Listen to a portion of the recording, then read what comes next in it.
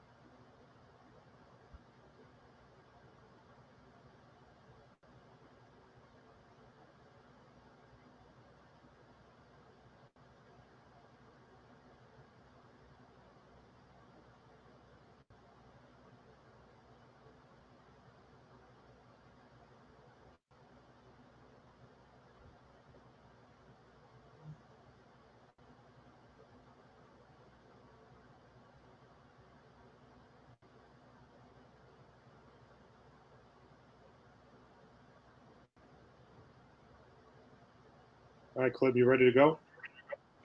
I'm ready. You're always ready. That's what I like.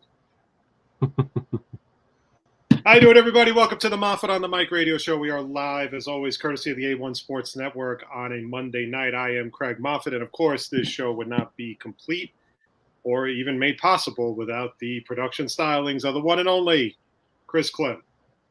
What's up, Craig? What's going on, man? So we're gonna be on for about 90 minutes today. We're gonna cover three topics. First things first, Klim, have you you're feeling better from your concussion and all that stuff from your accident? Feeling good. Feeling great. Great to be here. Great to be doing the show. And I'm just again ready to get into it. Good to be back to work. Feels great, honestly. I feel good. Right, I always feel like whenever I miss work, I always feel like weird. Even when I take like vacations, and I'm like, oh yeah, I don't have to wait. You know what that means? You're growing up. You're getting older. But I realized that, like, it's so weird, like, cause I literally like almost work every single day of my life, and like even when I take a vacation, like I'm going on vacation in 3 weeks with me and my friends, and like I'll wake up and I'll be like, oh yeah, that's right, I don't have responsibilities and I can do whatever the hell I want. This is weird, but like nice. They sent me home last week because I wasn't feeling that well. Mm-hmm. And they're kind of like they just don't want people getting sick in the office, but like, you know, it was more like me just having like I just had like a little bit of a stomach issue. So they didn't know. I thought it was food poisoning, to be very honest. And I was just like not in a good way. So instead of, I was like trying to get through the day, and instead they were like, you got to go home. So I literally did not leave the couch, and my I get emails to my phone. My email was pinging every like 30 seconds. And I'm like, oh, I can't do anything. Like, what am I going to do? Like, all I can do is like ease people's minds and be like, everything's going to be okay, but I can't do shit for you right now because I'm home and I don't have my laptop with me. So, but we got a lot to do. I was going to say, we already have our first comment. Oh, Mike Claus? No, old friend Eric. Klim still hasn't hired me. I'm offended. Yeah, Eric's a Eric, big baller now, man. Eric's calling baseball games now and everything. Good for him. he's big time. I can't afford Eric. I can't afford Eric. You can't afford me.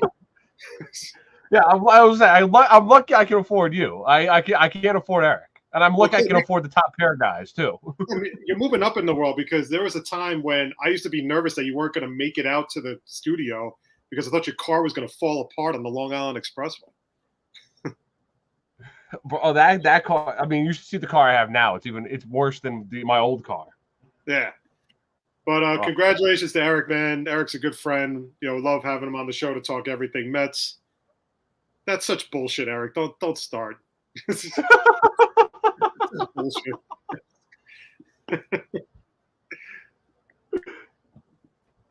Eric's calling baseball games now. He was calling some of Kumar Rocker's starts before he got drafted by the Texas Rangers. So that was pretty awesome. So congratulations to Eric. He's always been a good friend of ours, good friend of the show.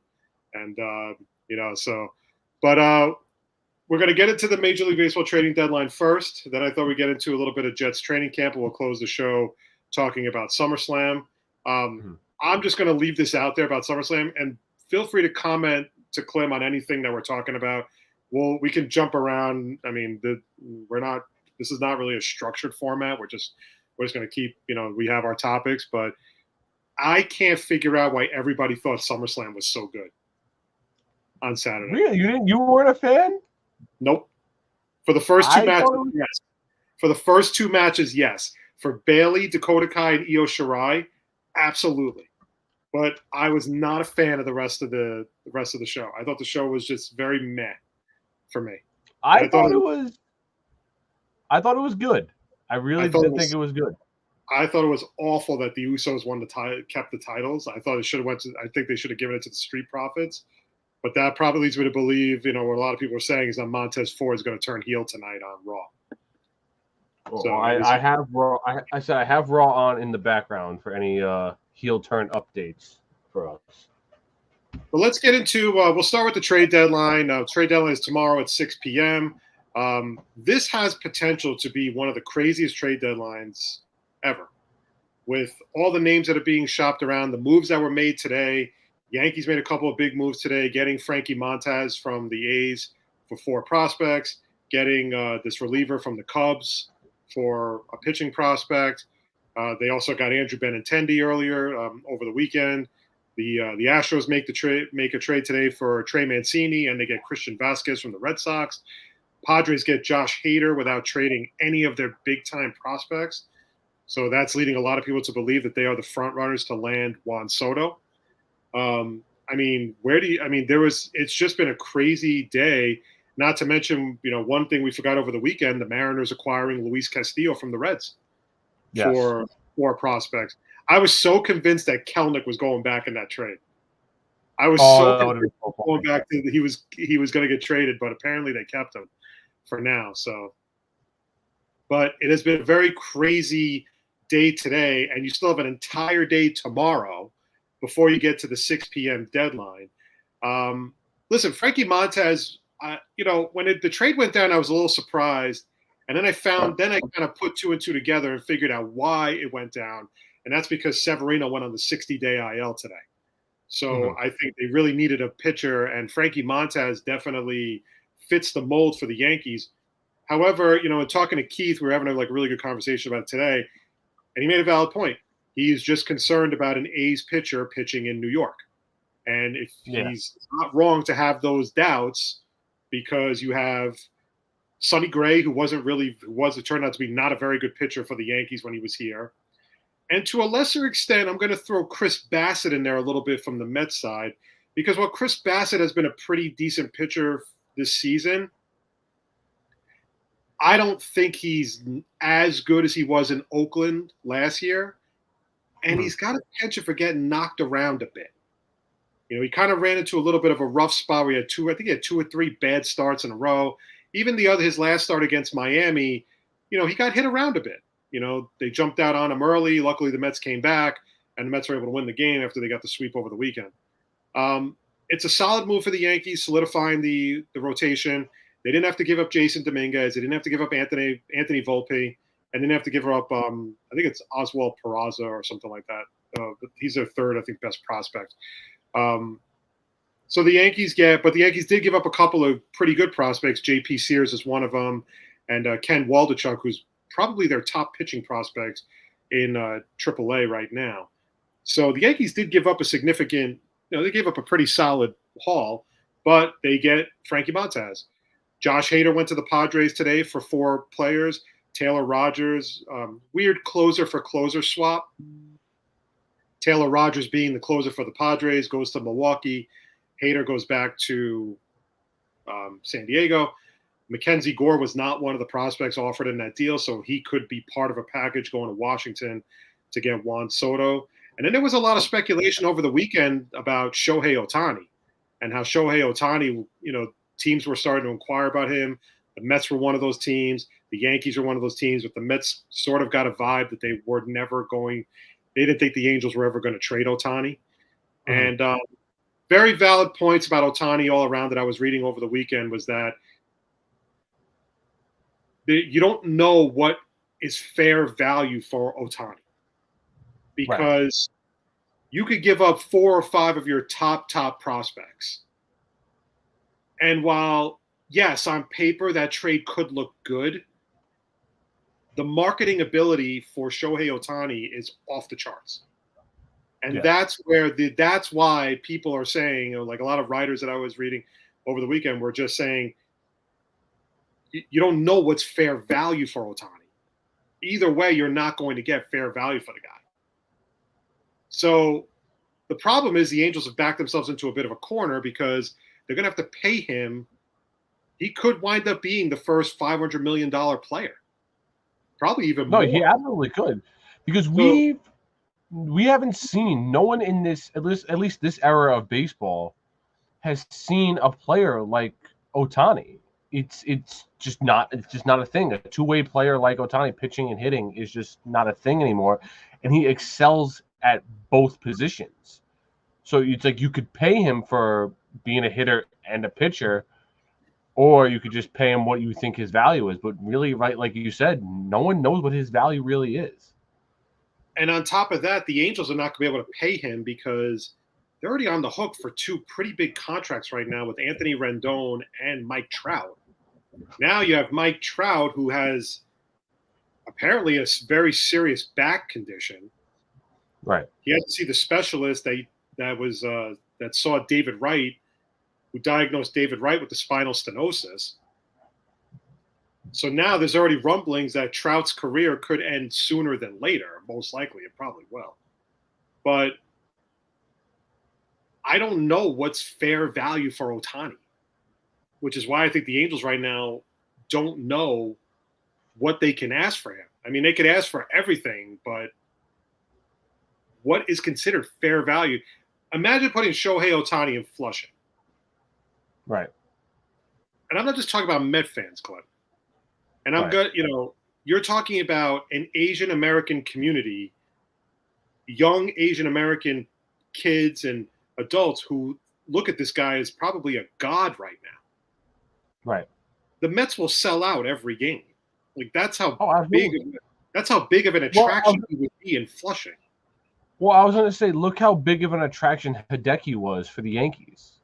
And he's not even close to comparing to what Shohei Ohtani's what he's been doing. Yeah. Now it doesn't look like he's going to get moved, but my guess is Soto's going to get moved like right before the end of the deadline because I think the Dodgers are involved, the Padres are involved, the Cardinals apparently are the front runners for him, but I don't know if that's still the case. And the Mets and Yankees are out of it. Eric is talking about the Padres got a haul for Hader. He wasn't going to sign Milwaukee long term anyways. It allows Devin Williams, who is the best relief pitcher in baseball, to close. I like the trade for the Brewers. Great trade for the Brewers. Honestly. I agree 100%. Great trade. I mean, think about it. They traded Hader and they got back a closer already who had like 27 saves this year to start the season. Taylor Rogers, I think, has like 27 or 28 saves this year. So I know he's been around a lot recently, but they also got, Eric said, they got some pretty good players all around, and they got 2 pitchers including getting a closer back. it was a pretty good deal for the Brewers. They're not, like Eric said, he's probably right. They're not going to sign him long term, or he's not going to stay in Milwaukee. The reason why I thought the trade was a little odd was because I thought Milwaukee was in contention. Because that's like ready to just throw in the towel. I mean, I think they're in contention for the wild card, but it was just a very shocking trade that Hader wound up getting traded to the Padres. And it's still possible that the Padres could wind up putting together a huge trade package to get Juan Soto. But you're absolutely right. And I remember, I was gonna say, I remember months ago, or maybe like even a month or two ago, I was talking to Mike Laws about possibly, the Mets trading for Josh Hader, and he was like, "Don't even think about that because the Brewers aren't going to trade Hader because they're in contention, like you mentioned, like they're in contention, But in a way, it kind of makes sense the trade, like Eric said, because Devin Williams is arguably a top 5 relief pitcher in baseball, and that's behind guys like Josh Hader and Edwin Diaz. Mm-hmm. And now you're giving Devin Williams the chance to be the closer. Arguably, he can be the number 1 closer in baseball. And now you're adding a guy like Tyler Rogers, who isn't bad at all. And even Mike Law said Rogers has been awful lately. He was removed as closer. That's fine because he's not going to be the closer in Milwaukee. That's fine, though. So overall, I mean, it looks like one of those trades that works out really well for both teams. However, at the end of the day, my thing is that the Padres just seem to once again be going all in. Yeah. Okay. They just seem to be going all in once again because they go out, you're talking over the last couple of years, bringing in guys like Hosmer, Machado. You just re-signed Tatis. Now Tatis is coming back pretty soon. He just took batting practice, I think, either today or yesterday. So it's kind of the first step back. They went out and got Clevenger, was it last year or the year before? They got Blake Snell. Think about it. They got Blake Snell. They got Sean Manaea. They've gotten Yu Darvish. They have literally every year made a big splash move. Right. And now this year, their big splash move is right now it's Hader, but that could be topped tomorrow if they go out and get Juan Soto. Because if they know the Dodgers are involved for Juan Soto, they are probably going to try to increase the ante to try to make sure that Juan Soto doesn't wind up in LA. Although I keep hearing that St. Louis is the front runner for Juan Soto. Now, as for the Mets side of it, they were in talks with the Red Sox to get about a trade for JD Martinez and Christian Vasquez. Christian Vasquez was traded to the Astros a little while ago. And so right now that just seems to be dead in the water. From what Andy Martino's reporting on SNY is that the Mets are not interested in trading any of their top 5 prospects for a rental. Not necessarily for a guy under contract, but for a rental. My thinking on that is this. You cannot walk away from the trade deadline tomorrow with nothing. Yes. Yeah. Listen, Vogelbach has been a nice addition. I'm not going to lie. He's getting on base. He's getting, he's definitely hitting. Has he homered? I don't think he's homered yet for the Mets, but he's definitely been getting on base. He's definitely been getting hits. Tyler Naquin I think is a decent addition. He's just he's not more than just like a 4th outfielder, can play all the different positions in the outfield, which is fine. But we already know that those are not the end. That we don't think that's the end game for the Mets. Okay. The problem is here's the problem with what's going on though. A lot of the guys that they're interested in have been traded. Montez got traded to the Yankees. They were interested in him for a little bit. Maybe not necessarily now. Vasquez got traded to the Red Sox. Vasquez got traded to the Astros, excuse me. Mancini got traded to the Astros. They were linked to Trey Mancini. You still have a shot at JD Martinez. You still have a shot at a reliever like a David Robertson, Andrew Chafin from the Tigers. Apparently the Wilson Contreras talks stalled because the Cubs were just asking for way too much, and the Mets didn't want to part with it. And I don't see the Nationals trading Juan Soto to the Mets unless the Mets just basically purge their entire farm system to get him. Right. Nationals are going to ask the Mets for more because it's an interdivision trade. What you don't want at this stage of the game is you don't want the Braves to start acquiring solid players while the Mets are just sitting back waiting. Because then what happens is it's going to force them into a bit of a panic move where at the last second they're going to make a trade. They like last year when they traded Pete Crow Armstrong to get Javi Baez. And that was like right down to the wire. That wasn't something that was like a day in advance or 2 days in advance. It was just basically Pete Crow Armstrong going to the going to the Cubs for Javi Baez. So the Mets checked in on Ohtani. They realized that the Angels weren't really serious about trading Ohtani. I don't know how much they've talked to the Nationals about Soto. I don't really know how far apparently one of the Red Sox really like Mark Vientos, who is considered their best prospect out of the 5 between Francisco Alvarez, Brett Beatty, Ronnie Mauricio, Alex Ramirez, and Mark Vientos. The Mets have been very hesitant because Martinez is a free agent after this year, and I think Vasquez is a free agent after this year too. So then they were trying to talk about a package surrounding Dom Smith, which would make sense because Dom Smith should be able to play every day. And if he goes to Boston, he's going to play every day. So there's still a lot to be kind of figured out. I don't expect Billy Epler to sit back and do nothing. I do expect Billy Epler to add. I want the bullpen solidified. That's what I want. Yeah. I don't think we need another start. Okay? Especially with DeGrom back tomorrow. DeGrom coming back tomorrow. You have Scherzer. You have Bassett. You have Carrasco. You have Walker. You have finally five healthy starters. And you have David Peterson, who's been pitching really well this year as a starter. And you have Trevor Williams that has pitched really well as a starter this year. That gives you 7 starters right now that you can mess with. Although Trevor Williams has been more of a, he's more in the bullpen now. But as a spot starter, he's filled in fairly well. He's gotten knocked around a bit in a few starts, but he's also pitched pretty well in a few starts as well. Right. But getting to Diaz is shaky for me right now. Yeah. We know the thing. I'll say the thing is we know once we get to Diaz, it's lights out. Where it's gonna be close. I have confidence in that day. Diaz is playing like a top 3 closer in baseball right now, and that's exactly what the Mets have been needing out of him since we traded for him.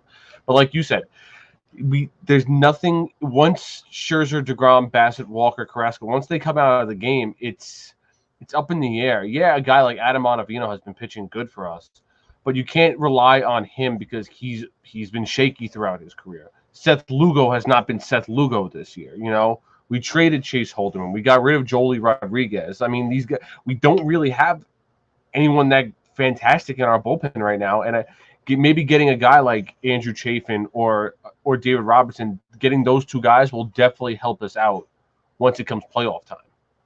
And I think that Buck was trying to get hope that David Peterson would kind of thrive in a relief role as a lefty, and he struggled. I mean, he struggled. Let's just say what it was. He didn't pitch well.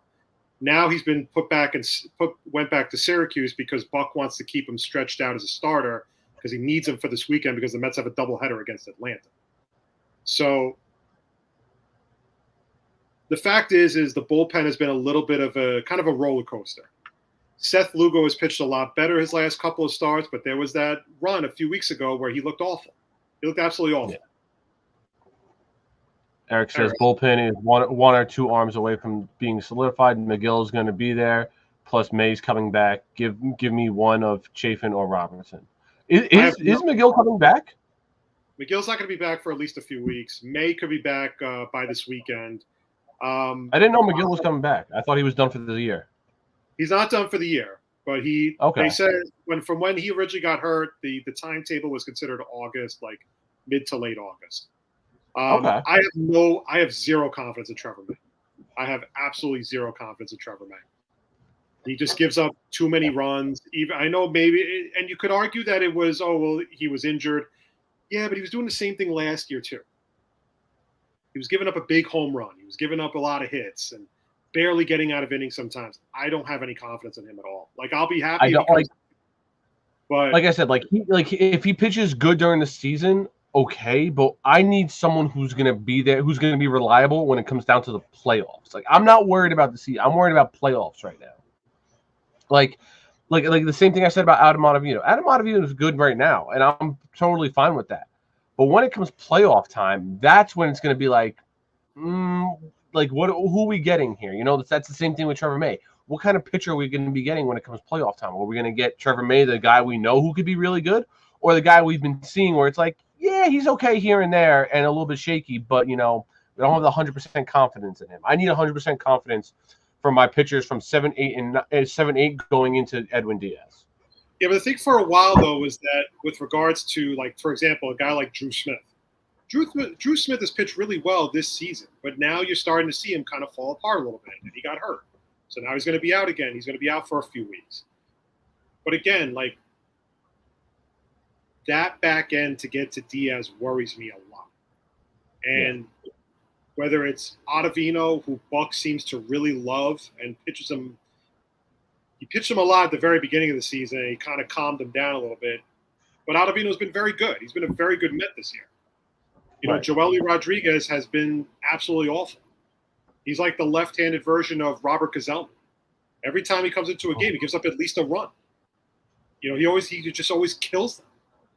So getting a lefty reliever.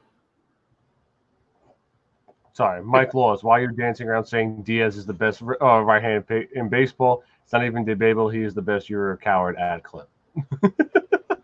Hey, man, Mike Laws never talks to me like that. So he doesn't. No, he doesn't. No. I mean, he is. He's definitely the best right-handed reliever in baseball. I mean, I wouldn't say he's the best. Josh Hader's the best, but Diaz number 2, easy. I saw an absolutely insane stat the other day for Diaz, and I wish I could find it. I think MLB Network had posted it, but I saw it on one of the Mets Facebook pages, and it basically said that over a certain number of appearances, Edwin Diaz has 39 strikeouts and 1 walk, and opposing teams are hitting .070 against him. Like it was absolutely insane stat.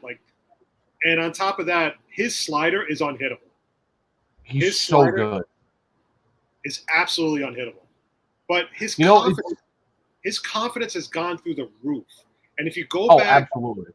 I'm not going to sit here and gloat about the Subway Series. Yeah, I know the Mets swept the Citi Field portion of it. We'll see how it goes at Yankee Stadium. But that Subway Series had everything you could have asked for as a baseball fan. Judge hitting a home run in the first inning. Then you have Rizzo almost hitting the grand slam that dies at the warning track. Off of it wasn't Scherzer. I can't remember who pitched that, who threw him the ball. Right? Then you had the walk-off game, the second game. Then you had Scherzer against Judge, and Scherzer striking out Judge 3 times. I mean, and then Diaz comes in the game to pitch a 4-out save and wipes out the Yankees. I mean, when that music hits, it's intense. It is literally, it's like one of the best entrances, if not the best entrance right now in Major League Baseball. It'll never touch Mariano Rivera. Sorry, Met fans. Mariano Rivera, when Enter Sandman hit, the game was fucking over. Okay. Yeah, I'll say I'll never forget. My dad told me when it was the 2000 World Series, and he was watching baseball, and he heard Enter Sandman come in. He was like, "All right, I can change the channel." My mom would be like, "Why?" He's like, "Mariano's in. It's not. You're not gonna lose. The Yankees aren't gonna lose now. It's done. Yeah. It's over." It's very, very rare. Very, very, very rare that Rivera had a stinker. Eric, Enter Sandman is Billy Wagner's song. I don't even know who Mariano even is. Yeah, so when Enter Sandman played in Shea Stadium back in the day, we were basically chewing on our fingernails, hoping to get out of a 3-2 jam with 2 outs with runners on the corners. Mm-hmm. As with mostly every Mets closer we've ever had. But it's very important that the Mets make a deal. You have to make a deal tomorrow. I'm not saying you got to trade Francisco Alvarez. I'm not saying you got to trade Brett Beatty. But don't sit there and tell me that Mark Vientos is untouchable. That's what I'm saying. I've said this a month ago. I said this 2 months ago. I said if the Mets want to contend, they got to trade their prospects. You know, and especially this top five. They don't want to touch their top five. What is that? What is that? I can understand not touching Alvarez and Beatty. That's fine. Okay. I don't care about that. Now, hold on a second. I'm going to cut you off for a second. Let's say you're Billy Epps, okay? Right. You have your prospects. You're not entirely sure that JD Martinez is going to sign with you, and you may not be interested in him anyway because you have other priorities in the offseason. You have to re-sign Edwin Diaz. You have to re-sign Jacob deGrom. You have to re-sign Brandon Nimmo. Those are just three of them. Not to mention, you have to re-sign Chris Bassett. You have to re-sign, there's another pitcher on the market. Carrasco will probably opt in on his player. I think he has a player option, so I think he can opt in. I think Walker's out there too. McNeil. Ottavino's a free agent. I mean, the Mets have a lot of free agents coming up this year. And by the way, you got to start talking about an extension for Alonso. Yeah. Okay. You've got to get Alonso signed. That's kind of important. If you keep pushing him off, he's going to start to get pissed off that you don't want him there. Yeah. So there's a lot of options. So in many ways, I understand where the Mets are coming from, because Brett Beatty could come up next year and possibly play third base if he has a very good spring training. Francisco Alvarez, who hasn't really been hitting that well in AAA, could wind up having a very good spring training and be the Mets starting catcher or be a designated hitter. So I can understand that part. The issue I have is that Vientos is already being blocked by Brett Beatty, who's being blocked right now by Eduardo Escobar. Mm-hmm. So the pathway for Vientos is a little more difficult than it is for Brett Beatty. So I can understand packaging Mark Vientos in a trade. I could also understand packaging Dom Smith and Mark Vientos in a trade, because Dom Smith has nowhere to play right now. And when the Mets traded for Daniel Vogelbach, they basically told Dom Smith, we're going to probably trade you at some point because we like him more than you. Right. So that's where the Mets are right now. But don't tell me you can't package those two guys in a deal to get another player. Not even that. I was going to say, you can. The fact that they haven't traded Ronnie Mauricio yet is insane to me, because I thought he would have been traded last year at the deadline, let alone that he hasn't been traded this year, because you talk about nowhere to play. He's definitely got nowhere to play. He's not playing third because he's blocked by Escobar and Beatty. He's not playing shortstop, clear for obvious reasons. And when the Mets should sign back Jeff McNeil, he's not playing second base. So there's literally no place for Ronnie Mauricio to play. Like, it doesn't make any sense why he hasn't been traded. And again, you can't say that a guy like Mark Vientos cannot be traded. Like, again, the only ones who should be untouchable are Brett Beatty and Francisco Alvarez. Every other player in this Mets in the farm system should be available to be traded and should have been traded by now for someone.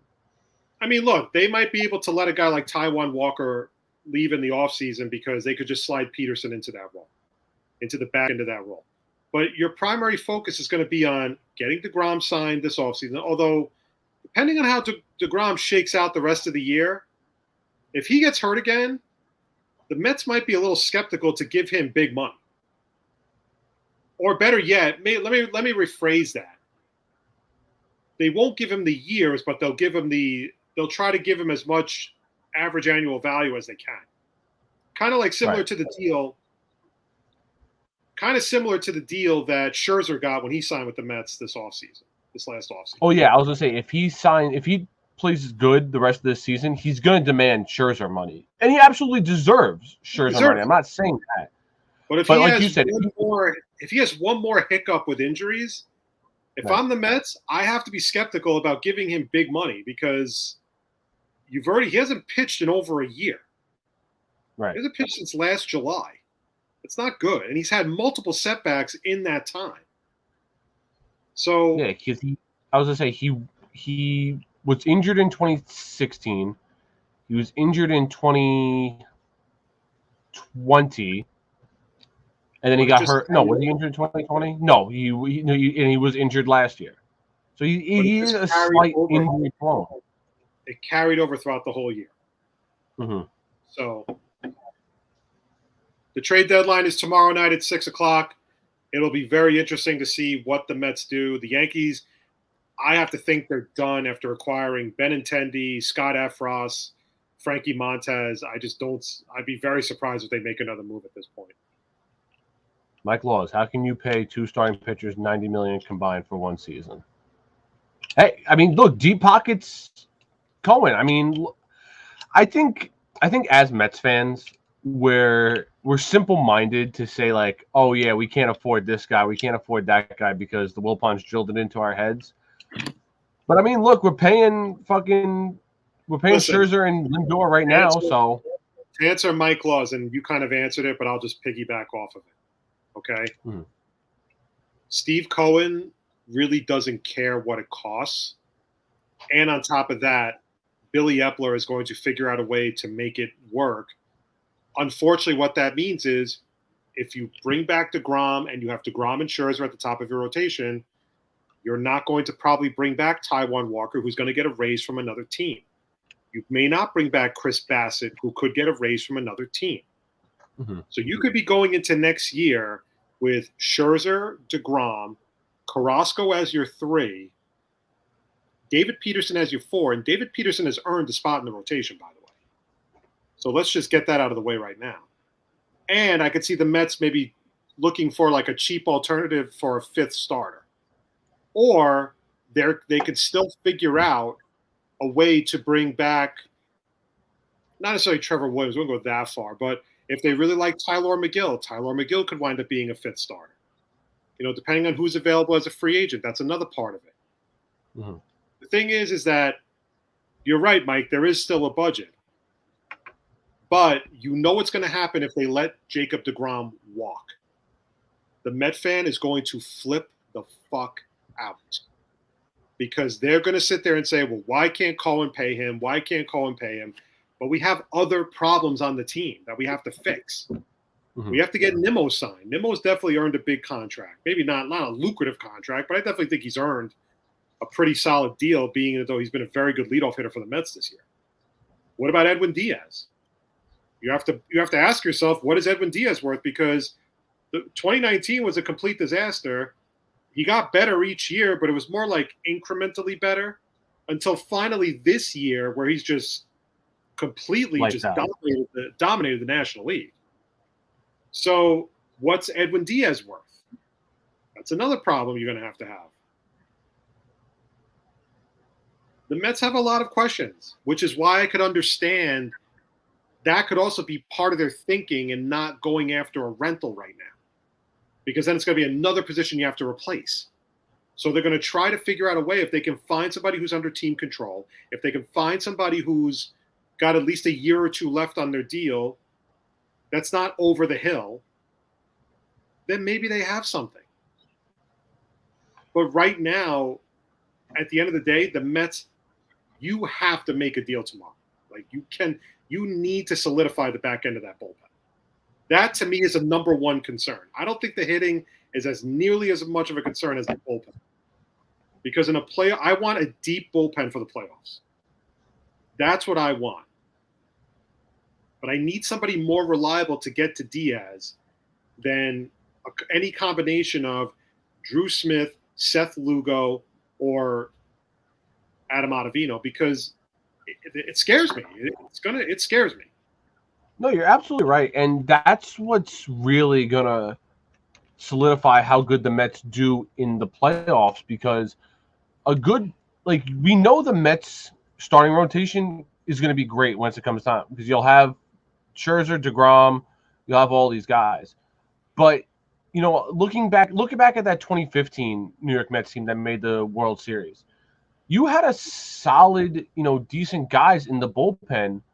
And when they added Addison Reed and Tyler Clippard to that bullpen in 2015, it solidified that your 7, 8, 9 is going to be rock solid, because that's when Jeurys Familia was what we thought was on the brink of being the best closer in the National League.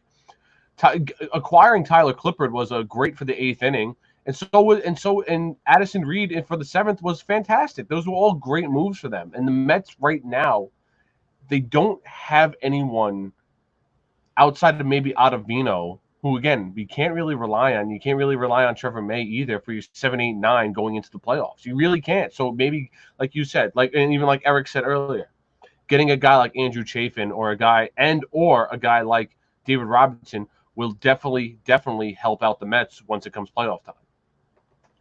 But tomorrow should be fun, Klim. I mean, but right now, today was pretty intense with all the trades going down with some big names too. It wasn't like it wasn't a crappy trade deadline at all. Today was a lot of big names got moved. And, there's talk about Noah Syndergaard getting traded. There's, the Soto deal that could go down. I mean, there's still a lot of guys that could get moved. I'm sure the Cubs are going to try to find a way to package Contreras and Robertson tomorrow. It's going to be a very crazy trade deadline. It is absolutely going to be crazy. But again, the Mets have to be at the forefront because you have a 3-game lead on Atlanta. You've been playing very good baseball after taking 2 of 3 from Atlanta, in Atlanta, sweeping the Yankees in the Subway Series, sweeping the Marlins over the weekend. You have to keep the momentum going with Scherzer and DeGrom pitching in the Washington series, and you're going to have them both for the Atlanta series. I mean, you have to solidify. Like I said, the back end of the bullpen is the number 1 priority right now for the Mets. Absolutely. Right. All right, let's jump to football real quickly before we get into SummerSlam. Training camp started last week, obviously. A couple of side notes today. Deshaun Watson was suspended for 6 games for all this sexual assault stuff. And, look, I was expecting more, to be very honest. And I can understand why people get pissed off with the NFL when it sets a bad precedent that Calvin Ridley was suspended for a year for gambling, but Deshaun Watson only gets 6 games for basically, sexual assault. And while he wasn't, it wasn't convicted in a court of law, I am always a firm believer that when you settle these cases, after he said he was going to fight them all and then he wound up settling them, there's a level of guilt there, Klim. There's a level of guilt, in my opinion. Maybe it's not as over the top, or maybe it's embellished a little bit. But when you settle 20 of those cases, like right off the bat, you are admitting to something. Think about it like this. You get into a car accident, right? And there's a disagreement between who caused the accident and who has to pay for it. So it goes through the lawyers. But then you wind up settling the case out of court. If you're settling the case out of court, it's not a good look for you. Right. It's kind of proof that you're guilty. Like I remember when the last time I got on jury duty and I got picked for the case, only time I've ever been in a courtroom. Okay. And it was, the case was a person got hit by a bus. I guess they were like too close to the curb, and the bus, I guess, caught him and injured him pretty bad and everything. And they settled the case out of court. That they had just come to an agreement on a settlement, and that was it. I'm always a firm believer that if you feel like you did nothing wrong, then you fight it. If you settle and I'm not saying take the easy way out. Settle it, I just feel like there's an admission of guilt there. And I guess from the 20 cases that he settled, why they only gave him 6 games. It just seems like it's not a lot. It seems like it should be more. Eric, should we sue each other and go on Judge Judy? Yes. I'm down to go on Judge Judy. Of course, whatever publicity for the network. Exactly. Fun. There's no such thing as bad publicity. Why would Eric sue you? I don't know. For being ugly, maybe. I don't know. But I mean, look, you're absolutely right, though. I mean, when there's like an admission of guilt, like, yeah, maybe I did do this, so just like let's settle and let's get this done with. Like, but also again though, like, we've seen it time and time again with charges in the NFL that some of these athletes they get treated with a higher standard depending on the athlete, and Deshaun Watson being the polarizing player that he is, being on the Browns where they literally have no quarterback. And I think the NFL wants the Browns to be good for once. And I mean, look, it's 6 games. Maybe it's not enough. Maybe it's right. I don't know. I do not know. But that's the NFL for you, honestly. If it's not enough games, that's the NFL, because we've seen guys who have, raped and beaten women before, killed people. Ray Lewis, literally, and nothing's ever happened to them. So it's Goodell. That's all you can really say, and it's as fucked up as that is. It's just that's the NFL, unfortunately. I mean, I just think it could set a shitty precedent. You never know. Oh, it does. It does. And look, like I said, this isn't new. We've seen this time and time again. Like Greg Hardy, prime example. Like, what, he gets suspended for 1 game when the pictures came out that he beat his wife and everything. Like, throwing his wife on a bed of guns. Yeah.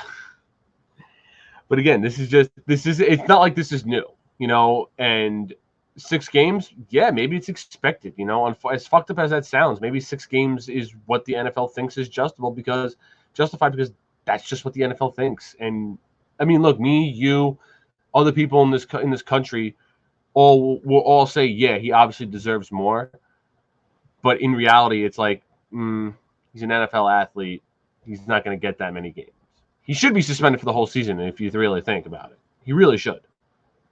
But now the other story that came out over the weekend was this whole Kyler Murray story about the independent study that the Arizona Cardinals put a clause in his contract, basically guaranteeing that he has to do 4 hours of independent study, like film study, I think a day or something like that. I don't remember the exact timetable, and it kind of became a whole big thing. But I want to pinpoint a comment by Warren Moon, the former Houston Oilers quarterback, Minnesota Vikings quarterback. And so I'm going to just read it. And this is, again, something always told me it was going to come to this, because basically this is Warren Moon playing the race card. This is Warren Moon basically saying that it's because he's black type of thing. Okay. So here it is. Ready? Quote, "It's something we were always accused of back in the day when they didn't let us play," said Moon, the only black quarterback inducted into the Hall of Fame. "That we were lazy, that we didn't study, that we couldn't be leaders, that we weren't smart. So all those different things just kind of came to the surface after we had put all that stuff to bed over the years, and just because of this deal that's gone on between Arizona and Kyler, as he called it, a slap in the face to all African-American quarterbacks." Now, I can't speak for black quarterbacks in the NFL, so I don't know what they're thinking. But I guess my thing on this is, you are pigeonholing one quarterback, for all we know, is not putting in the work that he should be for $230.5 million. Listen, I fucking said this over and over, and I'll say it again. If I'm paying a guy $230 million to be the quarterback of my football team, he better fucking be in that film room studying. He better be in there making sure that, he's ready to play, that he is prepared to play. And it's not just what I can coach, or if Kingsbury can coach him, or whatever coach he's under. He better be ready to play. And he better be bringing me a Super Bowl championship. I don't give a shit about his personal stats. He better win me a fucking Super Bowl. For $250 million, he better be ready, willing, and able to play. And if I have to put something in his contract, whether white or black, by the way, of an independent study clause, you better damn well I'm going to do it. Because that could be the reason why Arizona has not been that good, Klim. Maybe Kyler, I'm not saying Kyler Murray's the problem, but maybe there's something to what the Arizona Cardinals are trying to say. Maybe they're trying to say to him, listen, has Kingsbury been a great coach? No, he has not. But Kyler Murray, in my opinion, I won't say overrated, overhyped, getting there. Because all I ever hear about is how great Kyler Murray is. And he puts up great stats. I'm not saying he doesn't. But he hasn't won shit. He hasn't won anything. His first appearance in the playoffs last year was a disaster. They got destroyed by the Rams. He's had plenty of stinkers as a quarterback too, against bad teams. Yeah. Not even against the elite of the NFL. He's played like shit against bad teams. He had a lot of expectations coming into the NFL, and I remember after his first year in the NFL, and me and you both looked at it when we were doing the show, and both looked at it because people were calling him the next Russell Wilson. And me and you both looked at each other like, "Are we watching the same games? Like, he is not the next Russell Wilson. He's good. He's good. I mean, I'm not saying he's not bad, but I'm not saying he's a bad quarterback, but everybody is overhyping him again. He's overhyped. And again, for $230 million, he better bring me a Super Bowl. I want a championship within 3 years. If I'm going to be paying that kind of money to Kyler Murray, he better get his ass in the film room. It's like, think about it like this. If you got hired to be the CEO of a corporation and you got paid this insane salary, wouldn't you want to make sure that you put your best foot forward and leave no stone unturned into being successful? Right. Kyler Murray should not be thinking of this as a slap in the face, and fucking Warren Moon shouldn't be thinking that either. He should be able to accept the challenge. It doesn't matter if you're like, I'm so sick of the race car being played. Like, seriously. And I knew it was coming from somebody. It was going to be something because it was a black quarterback. I'm surprised it didn't come from Stephen A. Smith, but for all I know, maybe he did say it and I just wasn't around to hear it. But like you said, like, go ahead. I was going to say, but like you said, like, there's really no excuse for why the Cardinals weren't good last year, because they had DeAndre Hopkins. James Conner was healthy all year and he had a good season. You know, you had Rondale Moore, who had a decent rookie year, not a great one, but he had a decent one for his rookie year. Klim, they had Zach Ertz, yeah. Rondale Moore, they had Christian Kirk, they had DeAndre Hopkins until he got hurt. I mean, they have an okay running game. What more do you need at this point? You either have it or you don't. I was saying, now this year, you can't put a fucking Pro Bowler at every single position just so that Kyler Murray can be a superstar. It's like, I'll give you a perfect example of a guy that is way overhyped in the league. Dak Prescott. Every year, Dak Prescott is expected to do huge things. And every year, it's the same fucking result. When are we, like, he has so much talent and he can't lead them past the first round. Think about that. And he plays in an easy division. And he could not beat the 49ers at home. He had a home game. And he looked like crap in that game. Mm-hmm. And last year's team had CeeDee Lamb, Amari Cooper, Dalton Schultz, Ezekiel Elliott, Cedric Wilson, one of the best offensive lines in the league. I don't get it. What am I missing here with these guys?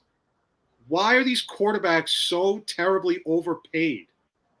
Have we gotten to the point now where a quarterback just basically has to do the bare minimum to get hundreds of millions of dollars?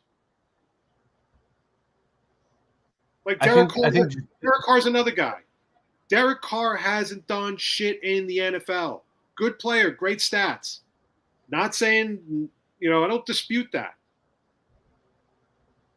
But if he hasn't won with the Raiders now, what makes you think he's going to win with them now? Because they have Devontae Adams? That could be a major step back for Devontae Adams for all we know. Mm-hmm. That entire division got better. The West got leaps and bounds better. Derek Carr has no excuses. I don't want to hear it. I don't want to hear about the fact that, it was a tough schedule. Bullshit. Like, you have to start earning your keep. These guys just collect money. It's like basketball players in the NBA. Same shit. Hey, I'm going to give Zach LaVine $220 million to lead me to a 6th seed. I'm going to pay Bradley Beal $250 million just so I can play in the play-in tournament. Because that's the only place the Wizards are going. Why would you think it's going to be any different? Like, that's my question. And the thing with Kyler Murray is, yes, I think he's a good quarterback, but so far he has done nothing in Arizona. He hasn't even led them past the first round yet of the playoffs, and we talk about him like he is this fucking one of the greatest quarterbacks of all time. And look, there's really no excuse going into this year because, again, Kyler Murray, he has James Conner. He's got A.J. Green. He's got Marquise Brown now, Rondale Moore. He's got they drafted Trey McBride. They have Max Williams. Still have DeAndre Hopkins. And they have a pretty decent offensive line, to be really perfectly honest with you. Like, they have a pretty decent offensive line. There's no excuse as to why this offense should be putting up 28 points or more each game. There's no excuse why they shouldn't be doing that. I'm tired of hearing it, man. Like, I watch these guys sign these ridiculous contracts. You know, the Browns gave Deshaun Watson a fully guaranteed contract. The guy's a borderline sexual predator. He's a fucking borderline sexual predator. And you gave him $250 million. Yes, he is a great quarterback. I won't take that away from him. But again, it's like these guys have got to start earning their money. They got to start doing something. So I'm going to sign Kyler Murray to give him $250 million, and he's going to lead me to the first round of the playoffs, and he's going to get eliminated. Mm-hmm. And we give these guys a pass a lot of times because we say the same shit. Because when we're all fans of these players, we all say the same thing, right? Well, he didn't have a great receiving core. Well, he didn't have a great, the coaching is the problem. It's never on them. That's one of the things that I will always hate about Sam Darnold. Because you still have a lot of people giving him a pass. Blaming the Jets for everything. Oh, they didn't give him a support system. So what? So what? When is the onus on Sam? When does Sam get his head out of his ass and say, you know what? I got to really do something this year because my career is going to end. I don't want to be a backup for the rest of my life. I want to be a starter. So go out there and prove to everybody. And you had your chance at Carolina, and you blew it. And there's still people blaming the Jets for him failing in Carolina. No, and that's exactly Craig. I couldn't agree with you more because when it was Sam's third year with the Jets, the year they went into his last year, his last year with the Jets.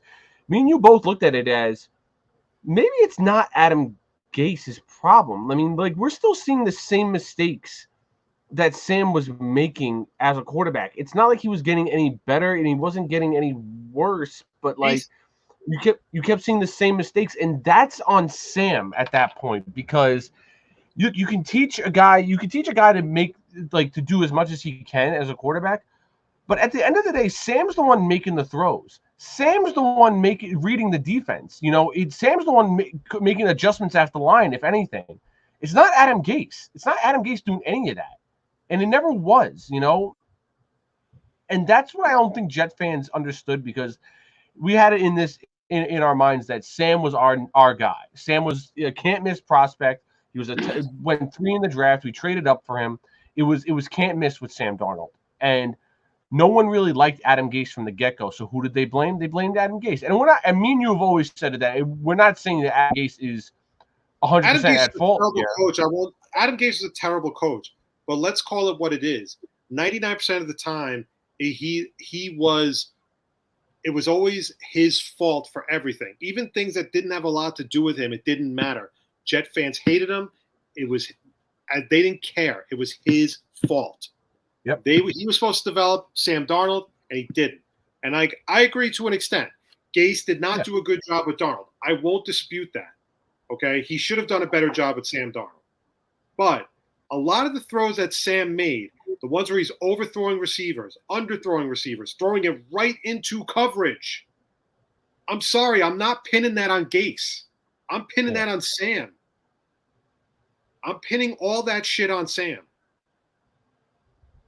And again, with a guy like Kyler Murray, he's going to keep getting a pass because everybody's so blinded by how great he is on the field. And a lot of these quarterbacks get a pass, and it's always somebody else's fault. Well, he didn't have a good receiving core. Well, he didn't have a great offensive line. He didn't have this until you run out of excuses. And 5 years later, when Sam Darnold is still a backup quarterback in the league, you say to yourself, "Oh, I guess he was. I guess he really did suck." Yeah. Like I'm waiting. I'm waiting for a good quarterback. I think Kyler Murray is a good quarterback. Is he $230 million good? No. Until he starts showing me that he can lead the Arizona Cardinals. You know who was worth $230 million, Klim? Ben Roethlisberger. Yes. You know why? Because in his first year in the NFL, he led them to the fucking Super Bowl. He led them to the Super Bowl. He won a Super Bowl. It's like, and I'm not pinning it on that. I'm just saying that a good quarterback makes all the guys around him better. Right. I don't see the Arizona Cardinal receivers getting better around Kyler Murray, is my point. Yeah, exactly. And there was no excuse last year as to why they couldn't be good. You had a veteran tight end in Zach Ertz. You had arguably one of the best wide receivers in the NFL in DeAndre Hopkins. James Conner, when he's healthy, is a top running back in the NFL, and he proved that last year. He did fantastic. So there's no excuse if you have at least one good wide receiver, a good tight end, and a good running back with a good offensive line, which they did. There's no excuse as to why the Cardinals ended up in the situation they did last year. There's no excuse. Now listen, Kingsbury, not a great coach. He's honestly, you loved him. I remember you wanted him to coach the Jets.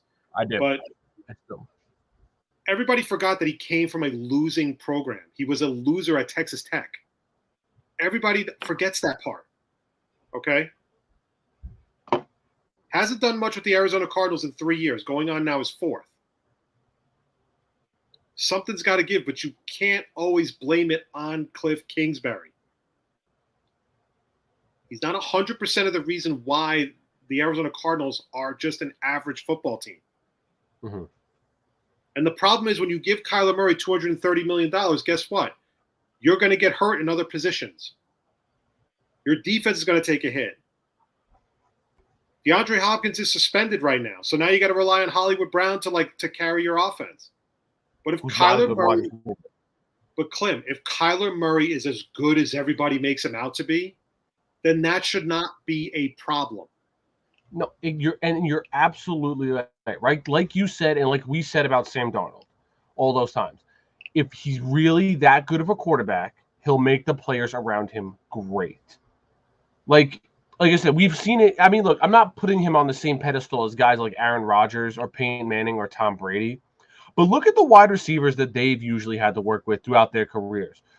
Besides Devontae Adams, Jordy Nelson was what? Jordy Nelson was an undrafted free agent, and he was good. You know, Montez Vandal-Scantling, he's a decent wide receiver for the Packers. You know, look at all the wide receivers Peyton Manning had. Austin Collie, he was pretty decent under Peyton Manning. Pierre Garcon thrived under Peyton Manning. The Arizona Cardinals have more right now than a decent portion of the teams in the league. Yeah. Okay. And again, if Kyler Murray is as good as everybody makes him out to be, but it's like every time he runs for a first down for 20 yards, everybody gets an erection about it. Same thing with Lamar Jackson. Meanwhile, Lamar Jackson has some of the worst accuracy numbers I've ever seen. There's not many receivers there. Well, he definitely has no receivers there now. But he still finds a way to win. Exactly. That's the difference because they find a way to win. You're absolutely right. You put the Ravens in the playoffs, you don't want to play the Ravens. Trust me, you don't. Exactly. Every team struggles against them in the playoffs. Whereas with the Cardinals, I don't view them as like a legitimate threat that I'm like, oh my God, I'm gonna lose. And maybe the Arizona Cardinals are not wrong, but spare me this black and white shit with Warren Moon, please. I'm so tired of hearing this. I'm so tired of everything being a race issue with these guys every time they don't like something. Every time a quarterback or every time a black analyst doesn't like something, it becomes a race issue. It's like the only card that they know how to play when they're discussing sports. I've never heard of any issue with black quarterbacks back in the day. But then again, I don't know. Weren't that many, but I never heard Warren Moon bitching after he retired that, oh my God, they hated us and they thought we were lazy and they thought we were, Mm-hmm. Have you, with some of the black quarterbacks in the NFL from the past, have you ever heard like them complaining like, oh my God, they treat me like shit. They want me to study 10 hours a day. Like, no, I heard that. like I never heard it from Cam Newton, never heard it from Mike Vick, Vince Young when he was here. Like none of them, no. And to be perfectly honest, these guys they're playmakers. That's what they are. And we've seen this time and time again. Mike Vick's one of the greatest playmakers the NFL has ever seen. I never heard anyone complain about that. Same thing with Cam Newton. When Cam Newton was at the top of his game, everyone loves Cam Newton. There is something that Arizona is seeing in his prep that they don't like. Okay? Mm-hmm. But here's the other part of it. If you don't like the prep, then you might want to be hesitant on giving him $230 million. Right. You see, the problem with teams nowadays, especially in the NFL, is that they don't want to take the risk of starting over with a young rookie quarterback. Or if this quarterback shows them marginal success, they would rather pay it forward or move forward with him than go back into the draft and like keep their fingers crossed, hoping that they find the next great quarterback. And especially with the Cardinals too, because they fucked it 2 years in a row because they drafted Josh Rosen. Mm-hmm. Then they scratched Josh Rosen. They were like, "Screw this! He's done after 1 year." And then they drafted Kyler Murray. But if you they really have no chance. They really have no opportunities to fuck up here. But think about it like this: if you've been mediocre for 4 years with Derek Carr, you're most likely going to continue to be mediocre for 4 more years. Look at another guy, Kirk Cousins. What the hell has Kirk Cousins done to earn that kind of money? 1 playoff win? No. One playoff win. And when he won, everybody made a big deal about it.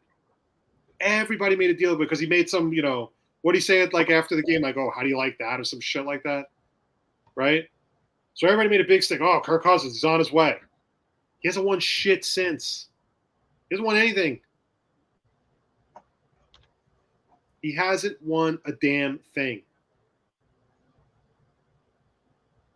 And you just keep giving him $70 million, $80 million. I mean, it's like something's got to give eventually. I mean, are the Vikings any better with Kirk Cousins than they were at any other time with him?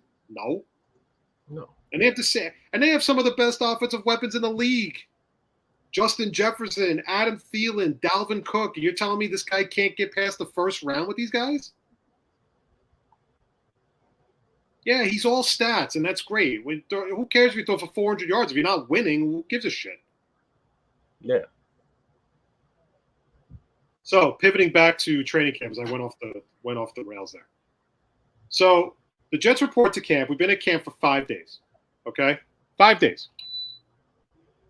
And the first 2 days, all they could talk about was Mekhi Becton's weight and Zach Wilson. Okay.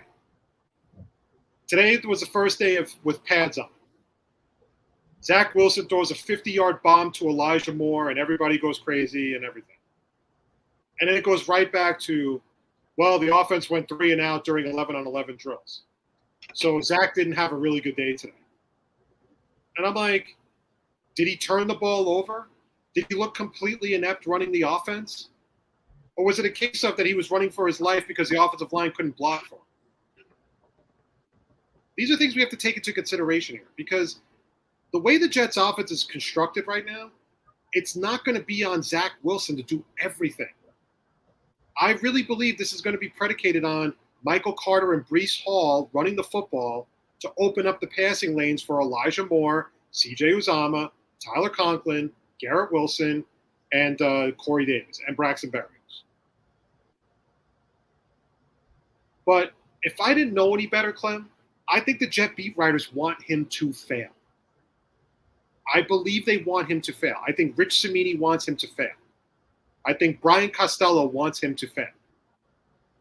Because you know deep down, Klim, that right now in their drafts folder on their computers is the Zach Wilson, the Jets could have drafted this guy, but they drafted Zach Wilson article, and they're just waiting to hit send to their editor.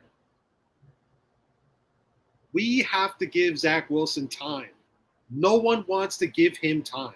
You ever notice when they talk about Zach Wilson from last year, they only talk about the first half of the year when he sucked, but then the second half of the year when he played really well, nobody wants to talk about that. Nobody wants to talk about how he could have he took steps forward. Nobody. They just want to talk about the past when he sucked. Because he's not going 12 for 12 in practice.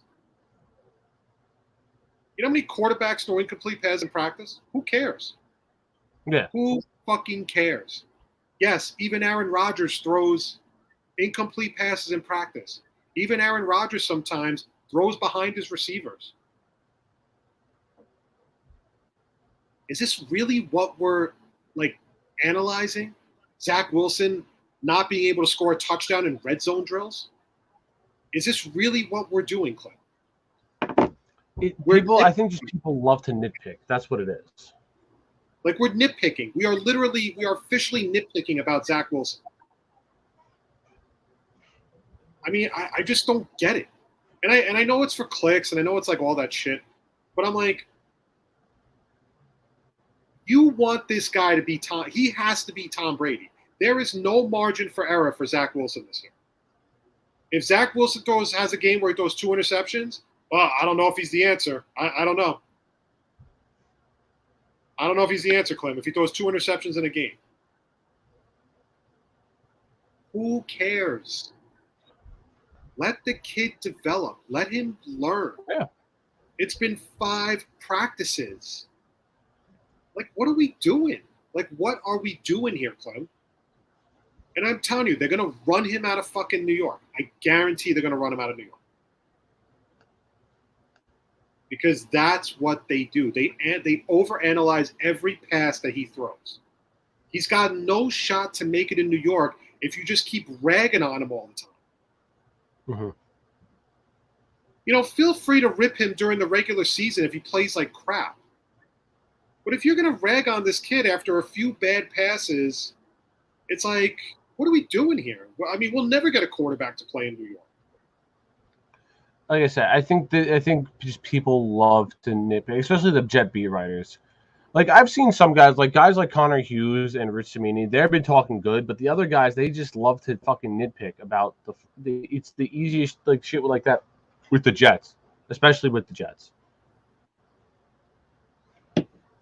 My thing is that Cimini's like this too, though. He tends to he's kind of trying to he's in the running for now the new pot stirrer for the Jets next to Brian Costello because someone has to take the job from Manish Mann. But at the end of the day, the problem is Zach has done good things and he has not been great in other things. That's the point of training camp. If we're overanalyzing training camp, we have a big problem.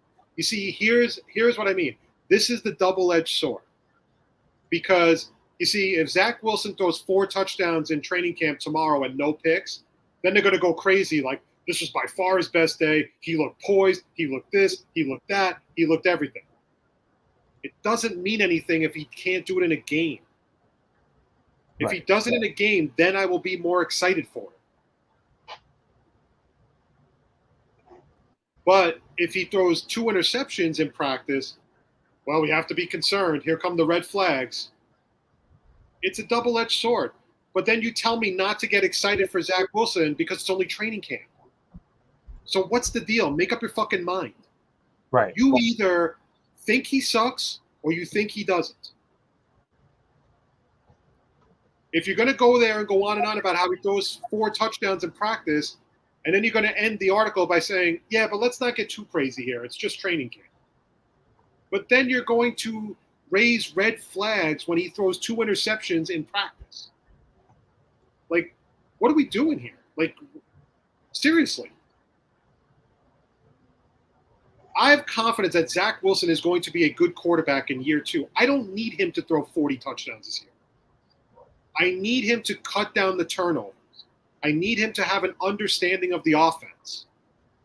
And I need him, most importantly, to not be a hero. Mm-hmm. If you don't have it, throw it away. If you think you can run, run. when Zach used his legs towards the end of the second half of last season, you saw a difference in the offense.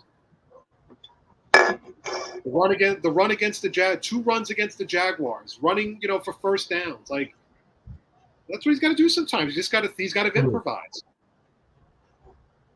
Which he can do, but I think he just has to learn how to play smarter this year. He had a decent rookie year. I'm not complaining that he had a bad. I'm not saying he had a bad rookie year. He had a typical rookie year last year, which is fine. But I think when he came back from his injury, when we got Joe Flacco onto the team, I think it really put a spark under him, and he was like, okay. And you saw him progressively getting better as the season was going on. And now that I think you have Joe Flacco back, you have a year under this new offense, you have tons of more weapons this year for him.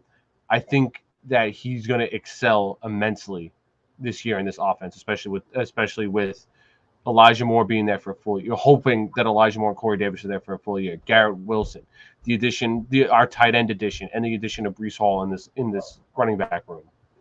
This is a young crew, and I'm not making excuses for Zach Wilson whatsoever. I'm not. If I see regression, I'll be the first one to call it out. I'll be pissed off about it too. But they're over-analyzing everything. It's just training camp. We have to stop freaking out. Like, he threw a pick 6 on Saturday in front of fans, and the beat writers went like, oh my God, what a terrible throw by Zach. DJ Reed took it to the house for a 100-yard interception return. I'm like, give the guy a break. Give the guy a break. That is the point of having a month of training camp in advance of the season. That is the point of having preseason games. You got to see what he can, right now, it's like you're trying, and then like eventually, and the more you keep talking about Joe Flacco, the more you're going to try to create a quarterback controversy. Joe Flacco is not starting week 1, so don't even bother doing the quarterback controversy nonsense. The other part of it is Mekhi Becton. It's like we get weight updates every day from Mekhi Becton. Yeah, he's fat. Linemen are fat. He's 360 pounds. He's a big freaking guy. I don't give a shit if he took a knee during a drill. I mean, what does that have to do with anything? Like, what is it going to be pushing the narrative of, well, he's not conditioned. Yeah, he's still like a long way from conditioning. He's been out of football for a year. Missed an entire season last year. I mean, there's been a lot of good things at camp. Guys like Breece Hall has been killing it. Garrett Wilson looks pretty good. Corey Davis looks pretty good. I think Denzel Mims is getting a lot of praise. DJ Reed's looked fantastic so far in training camp. Sauce Gardner. I mean, there's so much to love about this team, but you're going to pinpoint it all on Zach Wilson and say, oh, he sucks. And Mekhi Becton, oh, he's fat. It's like, enough. I'm so tired of it. It's like you don't have to nitpick every time Zach Wilson throws a pass. Right. I mean, he's got, last year Zach Wilson didn't have Elijah Moore for a full season. He didn't have Corey Davis for a full season. The only guy he was throwing to on a regular basis was Braxton Berrios. Now you throw Garrett Wilson. Klim, when was the last time we had 2 really good offensive weapons as tight ends? I would even say 3 with Jeremy Ruckert, honestly. Exactly. When was the last time we had 2 really, potentially sick running backs in the backfield with Breece Hall and Michael Carter? It's been a long time. It's been a very long time. And don't second guess Joe Douglas for passing on Ike Ekwonu for Sauce Gardner. Okay? That's another thing I'm getting tired of. It's like, oh, well, offensive line is a major risk. Yeah, so was secondary. Secondary was a major risk last year. No, that's exactly when they were passing up on Ike Ekwonu, and we've talked about this too, and we both agreed that we're under the impression that Mekhi Becton is going to be back healthy and ready to go, in which so far it's sounding like he is. He looks good so far in practice. Listen, he's slimmed down. Like, he's definitely lost a lot of weight. He looks like he's in really, he looks a lot better, which is good. He's got the pads on. He's practicing. He's not really showing many effects from the knee injury, which is good. That's a good start. He needs to get game reps. I have to play him as much as possible in the preseason because he needs game reps. He's got to get game reps. You're absolutely right. And Salah made the right choice, honestly. And me and you, again, both agreed that he should be playing right tackle this year. Like we don't even have Fant isn't even practicing right now. He's like doing drills, but he's not performing in like the 11-on-11 drills. Yeah, I mean, look, in hindsight, if Fant or Becton get injured, everyone's gonna say, "Oh yeah, you should have went Ike Iguana." Well, yeah, no shit at that point. Obviously, but you have an investment of a first round pick in Mekhi Becton, who we know is good when he plays. The problem is he gets injured. And I've always said the best ability. Right now, you can't have everybody in the draft. So if you have Ike Ekwonu, great. I would have loved Ike Ekwonu. Don't get me wrong. But we got Sauce Gardner, and I'm just as happy with Sauce Gardner than I am with Ike Ekwonu. So why would you can't sit there and say, well, they should have drafted Ike Ekwonu because they have so many question marks at offensive tackle. Okay, so next year they will focus on getting an offensive tackle if they need one. What if Becton has a really good season this year and he stays healthy? I don't see what the problem is, Klim. I don't see what the problem is. No, you're absolutely right. There is no problem. Like I haven't had this much confidence in a Jets offensive line in a long time. From left to right, everything about it. Listen, Zach can make plays. Okay, he can make plays. He can be a good quarterback. Mm-hmm. Last year was a rough spot. He was a rookie. He also missed time. You were throwing him out to the Wolves week 1. The line wasn't as good as this year. At least I don't think it was. The defense was horrible last year. Guys, we were getting injuries left and right to offensive players. Corey Davis out for the season with core muscle surgery. Elijah Moore missing time. Michael Carter missing time. Michael Carter with a concussion. You're not going to survive if your guys are not healthy. You're not going to survive. This year, we have so much freaking depth at wide receiver, it's disturbing. We have depth on the defensive line. We have depth in the secondary. We have depth at tight end, which we've never had. What was the last time we had this much depth at tight end? Never, honestly. The last time we even had a good tight end was Dustin Keller, and that was just one. Most of the time, the Jets never invested in tight end. It was never a focal point of their offense. You have so many different options, but in order for Zach needs time to work with these guys. You've already thrown him 3 new receivers, Klim. A 4th if you talk about Breece Hall. You can't expect this guy to master everything in freaking 5 practices. No, you can't. But it's just nitpicking. It's such nitpicking, and I'm so over it. Give the guy a chance. No one wants to give him a chance. Everybody wants him to fail. Think about it like this, and this is what I mean about how fucked up this fan base really is, right? Last year, Mike White wins 1 game against the Cincinnati Bengals, and everybody wanted Zach Wilson out of town. Yep. Everybody wanted Zach Wilson traded. We found our quarterback, Mike White. And then let's go to the Buffalo game he played 2 weeks later when he looked like shit. And he threw 4 interceptions. All of a sudden, nobody wanted Mike White anymore. See what I mean? It's just it's completely ridiculous. But again, why am I not surprised? Everybody just needs to relax. Enjoy training camp. If he makes a mistake, don't kill the guy. Who cares? If it's in a game, I could understand you killing the guy, but in a freaking practice? Do you really think they're going all out in practice right now? No. You really think they're playing 100% in practice? If he threw 2 picks during a preseason game, then I'd be like, okay, Zach, what are you doing? Come on, be better than this. But it's practice. We're barely a week into the training camp. He's still working with his wide receivers. He's got, like you said, if you want to count Elijah Moore and Corey Davis, they didn't play full seasons last year. So he's still getting used to them as well. The only one he really had any time with to get comfortable with was Braxton Berrios. That's it. You brought in 3 new tight ends. You brought in a new running back. Corey Davis and Elijah Moore were not there last year. Even if you want to count Michael Carter, he wasn't there full season last year too. So technically, he's still got to get used to 7 people still. They just need time, and that's the whole point of training camp. And as long as they can get through the preseason relatively unscathed with injuries, I think they'll be okay. Yeah. But you got to give the guy time. Like, again, you're rushing this guy too much. You expect a Pro Bowl quarterback in a year. Remember how it used to be back in the day when it was 2 years at minimum before you saw like really, really solid improvement? Mm-hmm.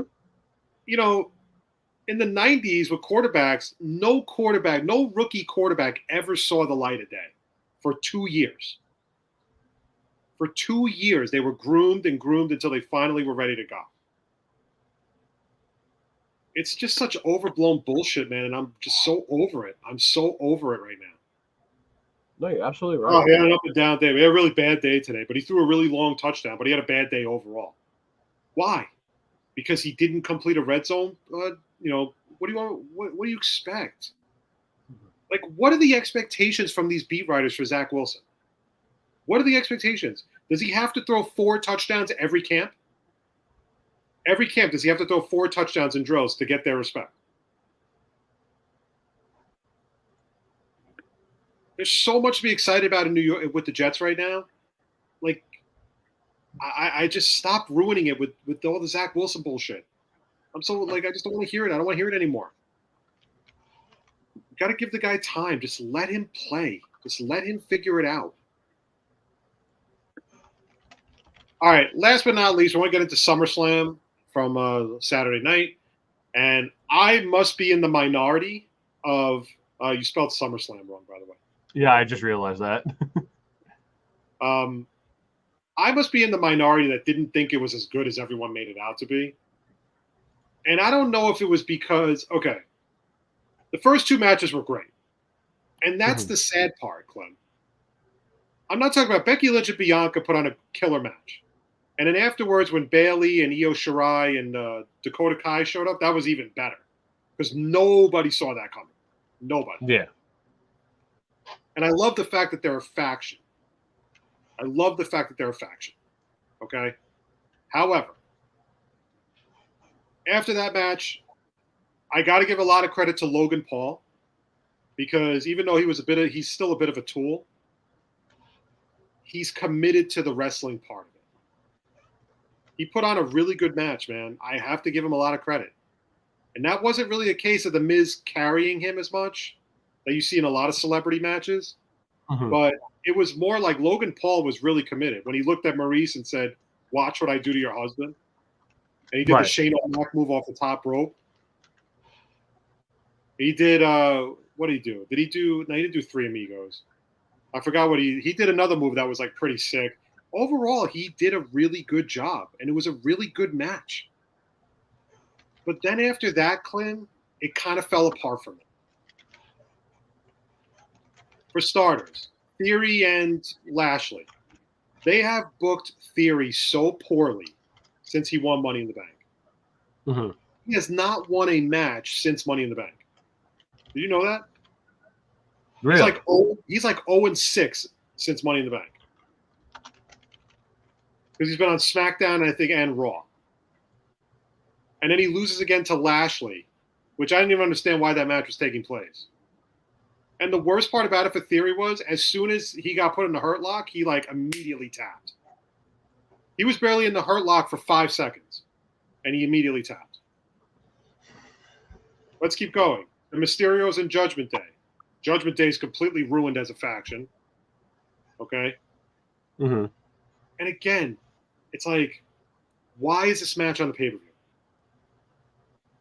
Now, the Edge intro was cool. Like, I didn't think it was bad. You know, it was fine. You know, the usual fire. He comes up from underneath. And, you know, nothing we've never seen before. Okay? You know, Pisano's mentioned it, and I said it to my friend when we were watching it on Saturday. I said that Edge was wearing what looked like a weird Michael Jackson jacket. Like the red leather jacket with, you know, except for with all the glitter. Like Thriller. But wouldn't Edge, and this is where I think they dropped the ball, right? Because if they had just try to find a way to have Edge come out after Judgment Day. I think Judgment Day should have beat the Mysterios. Have Edge come out and have his own little faction to go up against Judgment Day. And the first person that came to my mind for Edge's faction, Ciampa. Yes. I was like, oh, Ciampa would be freaking awesome for that But faction. they got Ciampa with the Miz, No. which makes no sense. And then the other person I thought would have been awesome for that faction, Nikki Cross. Get rid of the whole Nikki ASH thing. Go back to Sanity Nikki, the one where she was like a complete psychic. Yes. Okay? That would have been a great faction right there. Ciampa, Nikki Cross, Edge against Judgment Day. But again, the match was fine. It just didn't I just wasn't impressed. I don't think they're doing a good job booking Liv Morgan. They're booking her as like the lovable underdog who always has trouble beating, better wrestlers and everything. I thought that was poor. The Reigns match was good, but how many times have we seen Reigns Lesnar, Klim? I read something about it. You're right. You're right on the fact that how many times have we seen Reigns Lesnar? But I will say this is the first match between them I've generally enjoyed. And it was good. Like the tractor thing was pretty cool. Like Reigns did a good job selling that. But I am sick and tired of the freaking Usos. I am so all they know how to do are super kicks. That's it. They don't know how to do anything else. They don't do anything else. And honestly, that was the prime time they should have dropped the belt, because the better storyline for them would have been Reigns being pissed at them for not keeping the titles. I think you should have put it around the Street Profits. And that match, the Usos and the Street Profits put on a killer match of Money in the Bank, so everybody expected the same match at SummerSlam. And you could see the fans just completely disinterested. Because you know what it is, too? And the Pisano's say it great every week. When you see it every single week on Raw, again and again and again, and to keep taking bits from What's Wrong with Wrestling, same old Monday Night Raw.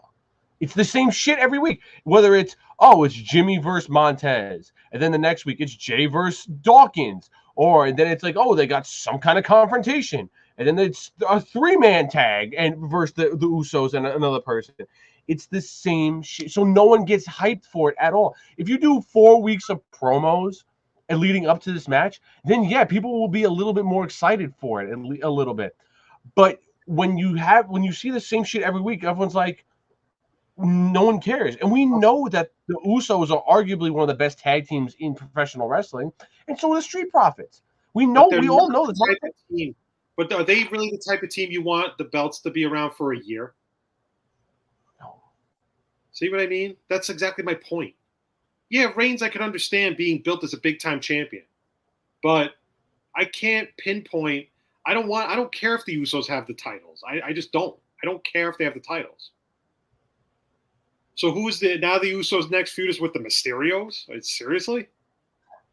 See what I mean? It's just like this is something that Triple H is really going to have to fix, because Vince has definitely just flushed it down the damn toilet. Look, I definitely think Triple H did a good job of his first pay-per-view for what he could have. So, I mean, I like I said, I generally enjoyed it. I loved the fact of Bayley returning, Io Shirai and Dakota Kai teaming up with her. I loved how Brock introduced a tractor into the match. I thought that was great. It's something we've never seen before. Pat McAfee always puts on a great match, no matter who he faces. So that was a good match. He also botched a few moves. But he did, but again, I'm not too surprised that he did. He wrestles once every 6 months. So he's a little rusty. So I'm not too surprised about it, but he always puts on something spectacular. And Logan Paul impresses the shit out of me. I'll say it. I'm okay with Logan Paul doing matches in WWE. I'll be very honest. It started out as an A for me. If I had to give it a grade right now, I would give it a C. I would say a B minus. I would give it a C because, quite frankly, the matches in the middle, like when you watch a show hit that high, when Bayley comes out and when Bayley comes out and Io Shirai, Dakota Kai, people going batshit, that they're all there, and like no one saw that coming, and it was a fucking cool faction. I love the faction and everything. It was so awesome, right? Mm-hmm. Then you get to the Logan Paul match, which was a surprisingly really good match. Okay. Right. And then after that, it just went downhill with each match. Just, I lost interest. The only reason why people will give the Mysterios match a good match is because Edge appeared. But it was weird. He's helping the Mysterios. That just seems strange. Like again, but like I said about the doesn't need to help them. Like I said about the Usos and Street Profits match, especially with the Mysterios and Judgment Day. It's the same shit every week. We see it a time and time again. So no one's interested in the matches, these tag matches, when it comes time to it. When you get to it, and this is why like I hate like cage side seats.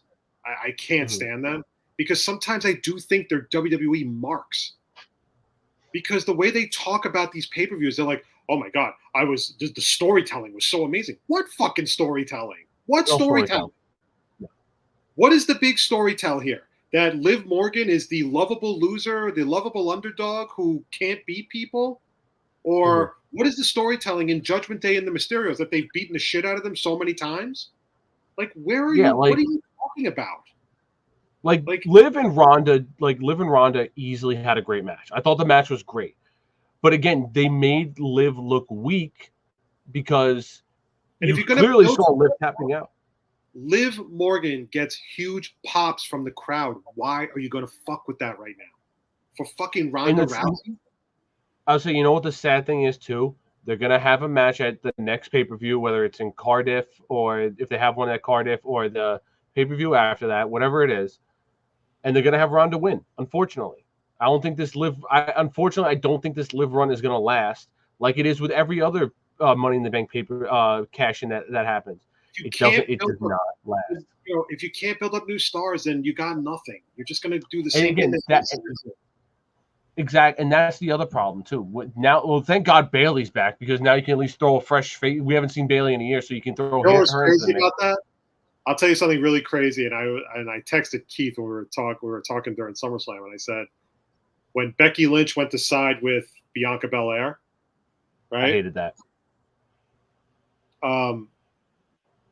The fact is that we were, I said, watch, Sasha Banks is going to come out.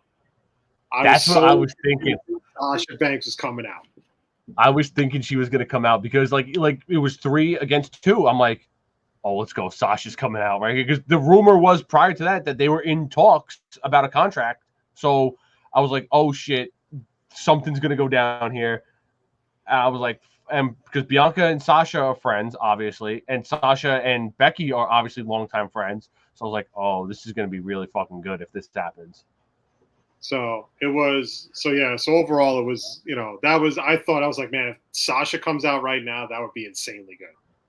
That would be insane. Or even if Becky Lynch wasn't joining up with Bianca Belair, having Sasha and Naomi come out would have been like crazy. That would have been like insane. But, you know what I thought was going to happen? I still thought Seth was going to have a match at SummerSlam. So I thought he was going to have like, oh, someone come from the back and like, open challenge me or whatever, blah, blah, blah. And I really thought if that was going to happen, I thought Johnny Gargano was going to come out and wrestle Seth Rollins. That's what a lot of people thought. And some people also thought it was going to be, there was a rumor going around that the actual opponent was going to be originally going to be Dolph Ziggler. But because they couldn't find anybody. But again, you see that like the Riddle thing was just dumb. Like it was stupid. It just seemed like time filler, just to like between matches. Oh, I'm going to come out and I'm going to get curb stomped by Rollins again. Yeah. To me, that's just weird. So, I mean, overall, like I said, the first 2 matches were good. The Reigns match was good. I don't ever want to see Reigns and Lesnar for at least another 5 years because I'm so tired. And to be honest, Brock Lesnar, I think his character's taking a hit because he can't beat Reigns. So why are you going to keep giving him title? Definitely, I'll say it's definitely taking a hit now, especially the past, 3 times they've fought? He lost.